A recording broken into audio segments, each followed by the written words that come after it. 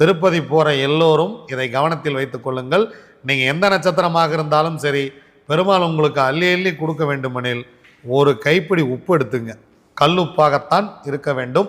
கல்லுப்பு எடுத்துங்க, ஒரு கவரில் போட்டுக்குங்க, பாக்கெட்டில் வச்சிங்க, பர்ஸில் வச்சிங்க, ஹேண்ட்பேக்கில் வச்சிங்க, எங்கே வேணால் வச்சிங்க. நேராக திருப்பதி போங்க, சாமி கும்பிடுங்க, அப்படியே சுற்றிட்டு திரும்பி வந்துடுங்க. திரும்பி வரும்பொழுது நீங்கள் சமையல் அறையில் பயன்படுத்துறீங்க இல்லையா உப்பு, அந்த உப்போட இந்த உப்பை கலந்துருங்க. ஏன்னா உப்பு சந்திரன். இந்த உப்பை எடுத்து கொண்டு போய் நீங்கள் சந்திரன் ஆற்றோடு அந்த உப்பை திரும்ப கொண்டு வந்து நீங்கள் சமைக்கிற உப்பில் அதை கலந்துட்டீங்க அப்படின்னா திரும்ப திரும்ப உப்பு கொஞ்சம் கம்மியாக இருந்தால் நம்ம உப்பில் கலந்துக்கிட்டே இருப்போம். இந்த உப்பு அதில் கலந்து கொண்டே இருக்கும். அதை சாப்பிட சாப்பிட உங்களுக்கு வாழ்க்கை வளமாகி கொண்டே இருக்கும். எந்த நட்சத்திரத்தில் பிறந்தவர்கள் வேண்டுமானாலும் திருப்பதி செல்லலாம்.